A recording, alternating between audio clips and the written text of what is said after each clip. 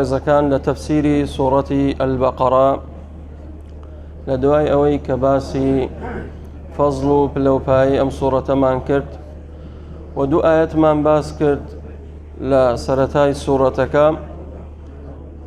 لوي وقف من كرت لسر أولئك على قال تعالى فرمي ألف لام ميم ذلك الكتاب لا ريب فيه هدى للمتقين.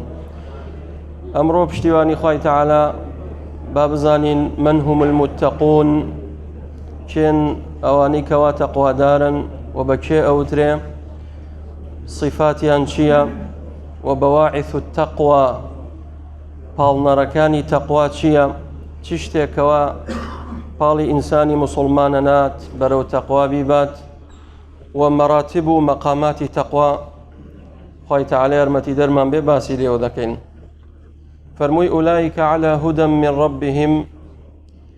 قال تعالى فرموي ذلك الكتاب لا ريب فيه هدى للمتقين.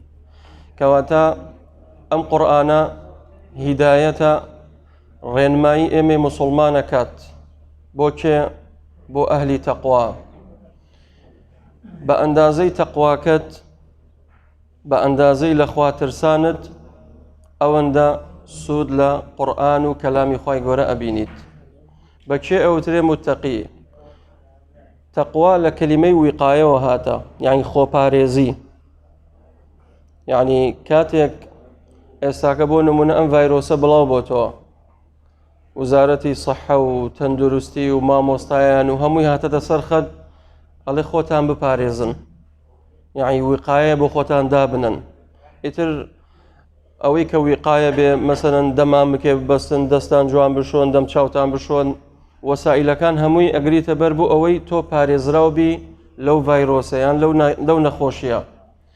تەقواش بە معنای خۆپارێزی دێت. ئینسان خۆی بپارێزێ لە چی؟ لە تووڕەبوونی خوا لە عەذابی خوای تەعالا. چۆن خۆمی لێ پارێزم؟ بەوە دەبێت کەوا تۆ فەرمانەکانی خوای گەورە جێبەجێ بکەیت و ئەوەی نەهی و حرام و قەدەغەکراوە لێی دوورکەویتەوە. شێوازەکەی چۆن بێت؟ ئەبێت تەماشای پێغەمبەری خوا بکەین صلی الله عليه وسلم. ئەو چۆن تەقوای کردووە؟ چونکە پێغەمبەری خوا فەرمی عليه الصلاة والسلام ئینی لەئەخشاکم لله، من لە ئێوە زیاتر لە خوای گەورە ئەترسم، یعنی لە ئێوە زیاتر بە تەقوام.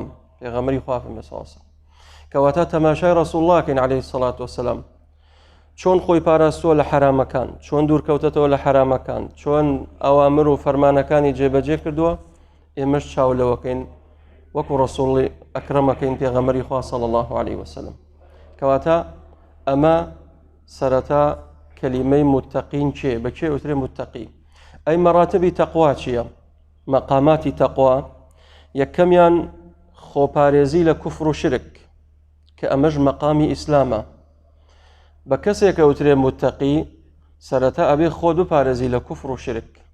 ئەوەی کوفرە، ئەوەی شرکە، شرکی ئەکبار بچووک، کوفری ئەکبار، کوفری بچووک، هەمووی خۆت لێ بپارێزی. ئەمە پێ ئوترێ مەقامی ئیسلام. کەواتە سەرەتای تەقوا لەکوێوە دەست پێکات؟ لە مەقامی ئیسلامەوە دەست پێکات. ئینسان دەبێ ئاگای لەم پێنج مەقامە بێت. خاڵی دووەم خۆپارێزی لە مەعاسی و لە حرام کراوەکان و لە گوناهە گەورەکان و لە بیدعەکان. کاتێک تۆ متەقید کە تۆ خۆت بپارێزی لە تاوانە گەورەکان، ئەوەی زینایە خوا پەنامان بدە، لە عارە خواردن خۆت بپارێزی، لە غەیبەت خۆت بپارێزی. غەیبەت لە کەبائیرە. تێگەی براکەم لە عەزیەتدانی دایک و باوک خۆت بپارێزی، بەڵکو لە خزمەتی دایک و باوک بی. کە تۆ ئەمانەت کرد ئەوە تۆ کەسێکی متەقید کە پێ وترێ مەقامی تەوبە. کەواتە مەقامی تەوبە ئەوەیە کە تۆ خۆت بپارێزی لە تاوان، تاوانی گەورە، تاوانە گەورەکان، ئەوجا بیدع، ئەوجا مەعاسی، خۆتی لێ بپارێزی. ئەمە مەقامی دووەم کە پێ وترێ مەقامی تەوبە.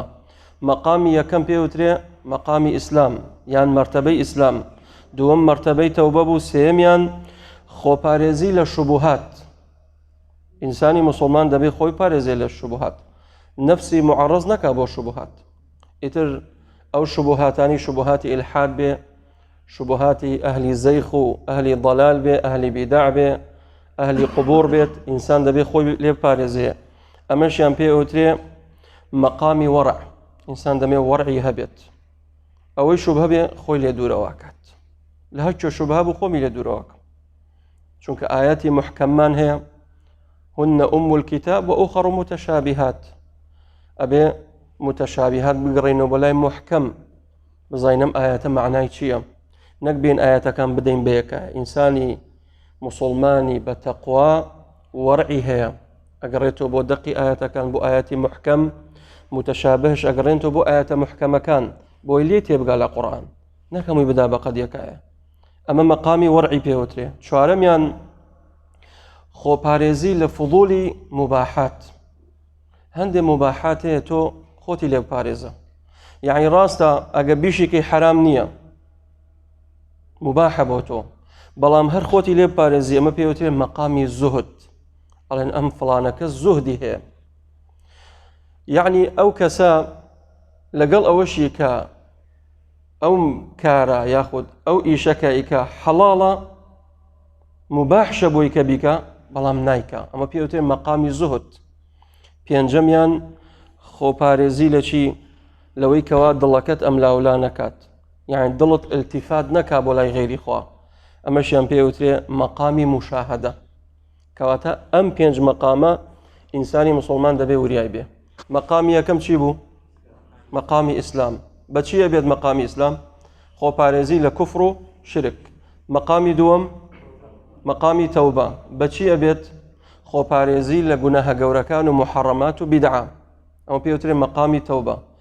مەقامی سێم مەقامی وەرعە، خۆپارێزی لە چی؟ لە شوبهات. مەقامی چوارەم مەقامی چییە؟ الزهد، ئەوش خۆپارێزی لە فضول المباحات. مەقامی پێنجەم مەقامی مشاهدەیە، یعنی ئاگاداری دڵەکەت بە خوای تەعالا ينظر إلى قلوبكم، مەقامی مشاهدەیە. ئینسانی متەقی دڵەکەشی نالێ ئەملاولا بکات، دڵی التیفات ناکا بۆ لای غێری خوا، بەڵکو ئەو دڵی وابەستاکە بەچی؟ بە مەحەبەتی خوا، بە تەعظیمی خوا. بۆیە سێرەکەی حاقد نییە، حاسد نییە، متەکەبر نییە. وای لێ کردووە بۆ چونکە ئەزانێ خوای تەعالا چاودێر و مراقیبە بەسەری. ئەم پێنج مەقامە هەر کەسێ پارێزگاری لەسەرکە، ئەو پێوترێ چی؟ ئەو کەسە متەقیە.